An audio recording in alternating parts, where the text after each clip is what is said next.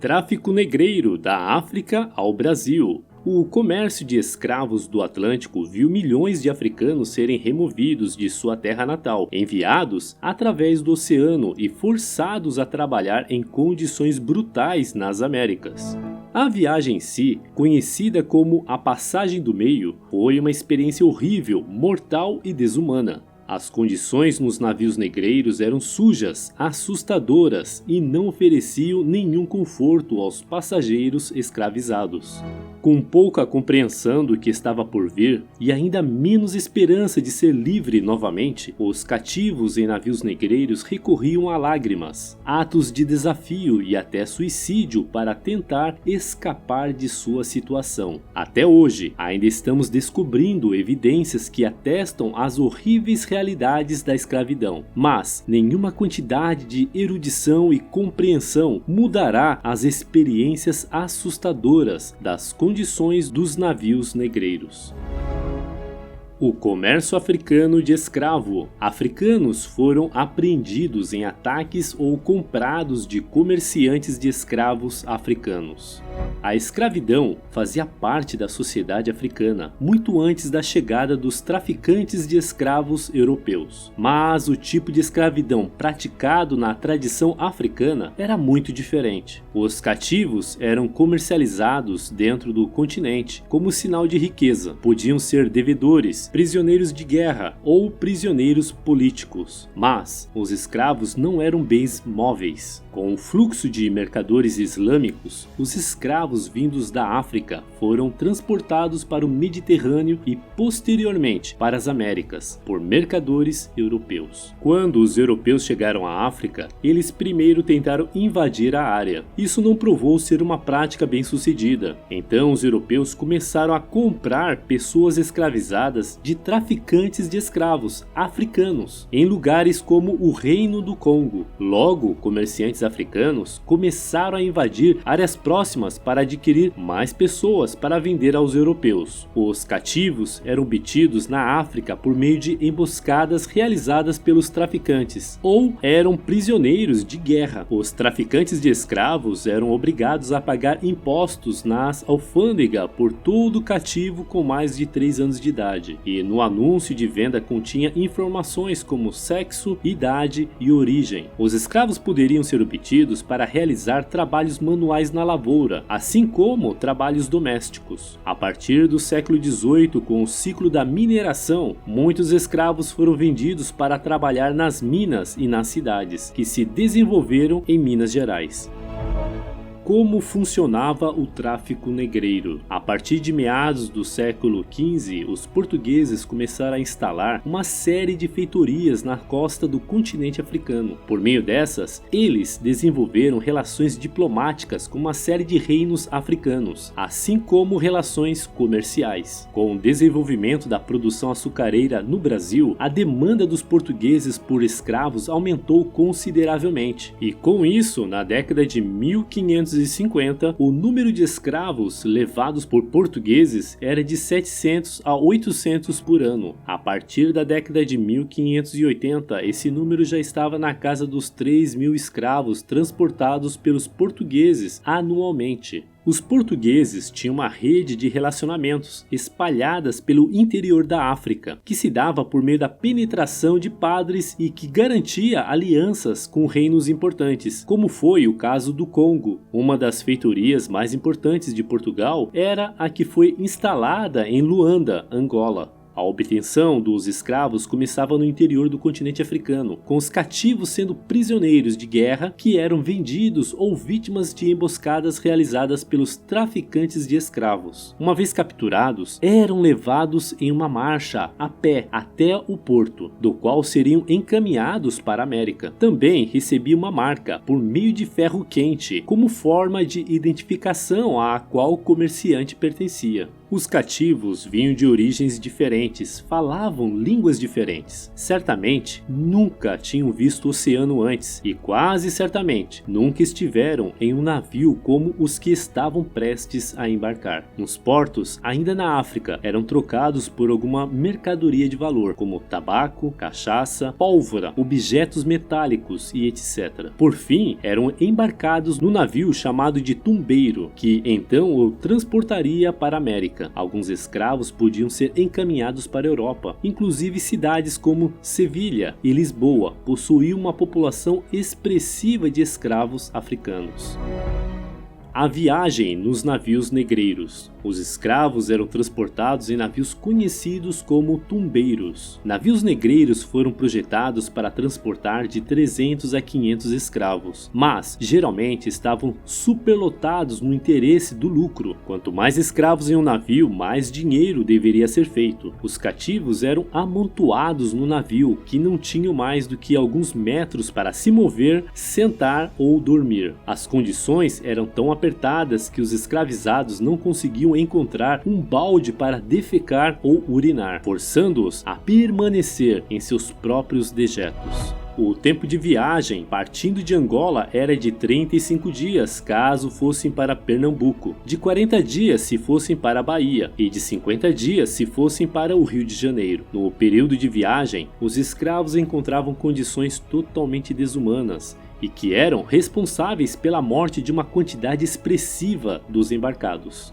Uma vez na cidade portuária, os escravos eram levados para os navios e colocados abaixo do convés. O ex-escravo Olaudequino escreveu sobre suas experiências após ser libertado. Ele foi ativo no movimento abolicionista na Inglaterra no século XVIII e descreveu a confusão e o choque que sentiu. Ele não tinha certeza se os homens brancos iriam matá-lo ou comê-lo. Uma vez a bordo, ele viu uma multidão de negros de todos os tipos acorrentados, cada um de seus semblantes expressando desânimo e tristeza, e ficou tão cheio de medo que desmaiou. As correntes usadas nos africanos escravizados irritavam e cravavam na pele, tornando o movimento doloroso. Com uma taxa de mortalidade tão alta ao longo da passagem do meio, muitos cativos se encontrariam acorrentados a cadáveres. Muitos alimentavam-se apenas uma vez ao dia e quase não recebiam água potável. Eram aglomerados em porões, com uma quantidade elevada de pessoas, o que tornava muitas vezes difícil respirar e facilitava a transmissão de doenças. Uma das doenças que mais atingiu os escravos nos navios negreiros era o escorbuto, causado por uma dieta pobre em vitamina C. Havia outras doenças que eram comuns nos navios negreiros, como varíola, sarampo, febre amarela, doenças gastrointestinais e etc.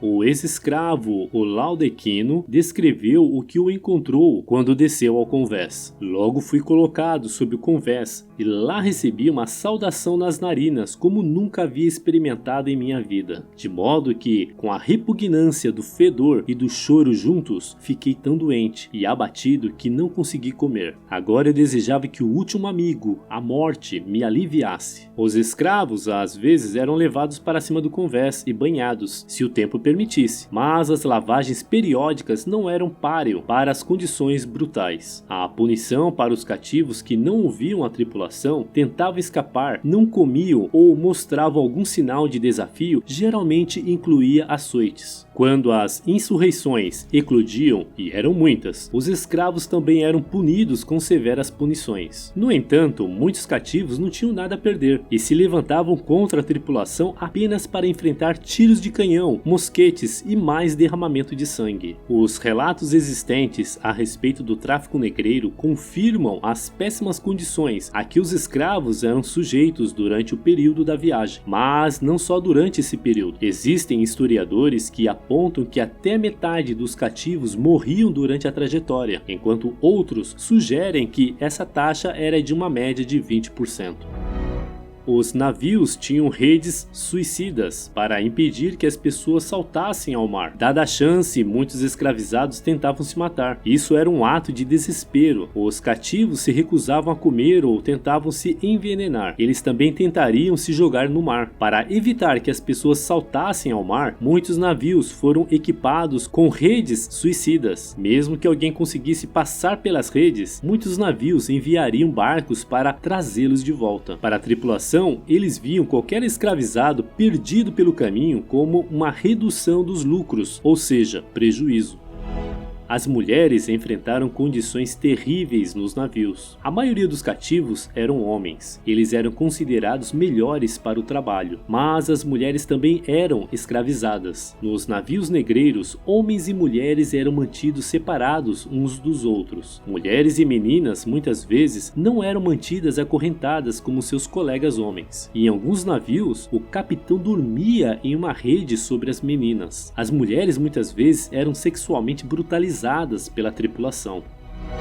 As principais regiões da África das quais vieram os escravos para o Brasil. Senegâmbia, os portugueses chamavam essa região de Guiné, e ela foi grande fonte de escravos do século XVI. Angola e Congo, maiores fontes de escravos para os portugueses durante o século XVII. Costa da Mina e Benin, maiores fornecedores de escravos para os portugueses no século XVIII. Moçambique também foi um local do qual muitos escravos vieram. Entre os povos que vieram estava a etnia Banto e outros, como Balantas, Bijagós, Jalofos, Jejes, Nagôs, Walsas e etc. Aqui no Brasil, a preferência era por adquirir escravos de diferentes povos, porque isso dificultava a articulação dos grupos e diminuía as possibilidades de que fossem organizadas fugas e movimentos de resistência. Ao fim da viagem, os portos que mais recebiam navios negreiros no Brasil eram os de Salvador, Recife e Rio de Janeiro. Os escravos, por sua vez, eram enviados para diversos locais da colônia, como Fortaleza, Belém e Maranhão, por exemplo. Eles poderiam ser leiloados já na alfândega ou então nos mercados de escravos, que o abrigavam durante a espera de compradores. O preço dos escravos era bastante elevado. O dono do escravo levava, em média, de 13 a 16 meses de exploração do trabalho do escravo para recuperar o valor gasto, sendo que a partir do século XVIII, esse tempo para recuperar o valor gasto saltou para 30 meses. Causas do tráfico negreiro. O tráfico negreiro no Brasil está diretamente relacionado com o desenvolvimento da produção açucareira aqui durante o período da colonização. O tráfico de africanos para o Brasil associa-se em partes com o escassamento da população de escravos indígenas no Brasil. Vale destacar que a mortalidade de indígenas era excessivamente alta, principalmente por conta das doenças trazidas pelos portugueses e para as quais os indígenas não tinham defesa biológica. Por exemplo, somente entre 1562 e 1563, cerca de 60 mil indígenas morreram em decorrência da varíola. Outra questão importante são os conflitos que existiam entre os colonos e jesuítas por conta da escravização dos indígenas. Os colonos instalados na América Portuguesa desejavam escravizar livremente os indígenas, enquanto os jesuítas lutavam contra isso, instalando os indígenas em suas missões e catequizando-os. Mas o fator mais relevante e que nos ajuda a entender a substituição da mão de obra escrava dos índios pelo dos africanos está no funcionamento do sistema econômico da época baseado no mercantilismo. Em outras palavras, o tráfico negreiro era uma atividade extremamente lucrativa para a metrópole, isto é, para Portugal. A venda de escravos indígenas, por sua vez, movimentava a economia exclusiva da colônia e assim, a fim de entender essa demanda da metrópole para a abertura de um comércio altamente lucrativo, é que a escravidão africana foi inserida no Brasil. Importante mencionar que os portugueses já utilizavam a mão de obra escrava dos trabalhadores africanos. Nas Ilhas Atlânticas, os portugueses haviam instalado o sistema de produção de açúcar com a utilização de trabalhadores africanos. Assim, esse modelo acabou sendo exportado em larga escala para o Brasil, e isso inclui a utilização dos escravos africanos como trabalhadores escravizados. O entendimento atual entre os historiadores é de que questões pontuais existentes na colônia, como a escassez de mão de obra indígena, motivaram os colonos a adotar outra mão de obra, e os grandes comerciantes portugueses, percebendo essa demanda, instauraram o tráfico negreiro, uma vez que esse negócio era muito lucrativo. O tráfico negreiro no Brasil. O tráfico negreiro no Brasil iniciou-se por volta da década de 1530 e 1540, pelos motivos já explorados neste vídeo. Esse comércio estendeu-se em nosso país durante mais de 3 séculos e na década de 1580, por exemplo, já era um negócio bem estabelecido e altamente lucrativo. Depois da independência, o tráfico intensificou-se e o Brasil transformou-se no país que mais recebeu africanos escravizados no mundo. As estimativas trazidas pelos historiadores, ao todo, o continente americano recebeu cerca de 11 milhões de escravos africanos, sendo que 4 milhões de escravos foram trazidos apenas para o Brasil. Essa atividade em nosso país encerrou-se somente em 1850, com a Lei Eusébio de Queiroz. Porém, o uso de mão de obra escrava permaneceu por muito mais tempo. O decreto dessa Lei Eusébio de Queiroz estava inserido dentro de um contexto em que a Inglaterra pressionava abertamente o Brasil pela proibição do tráfico negreiro. Para evitar um conflito aberto com os ingleses, que desde a implantação de Bill Alberdin atacavam os navios negreiros, D. Pedro II decretou a abolição do tráfico negreiro. Essa medida teve efeito prático quase de imediato e fez com que o tráfico de escravos africanos para o Brasil reduzissem drasticamente a partir de 1850. 5 anos depois, o número de africanos trazidos por meio do tráfico para o nosso país era praticamente zero. E aí, o que você achou do vídeo de hoje? Você já conhecia essa história do tráfico negreiro para o Brasil? O que mais te impressionou? Comente com a gente sua opinião sobre este assunto, pois adoraríamos ler e responder seus comentários abaixo. E se você ainda não se inscreveu em nosso canal, se inscreva e clica no sininho para não perder nenhum vídeo intrigante que postamos todas as semanas. E se você quer aproveitar e aprender um pouquinho mais, não deixe de clicar em um desses vídeos que estamos sugerindo para você. Até o próximo vídeo!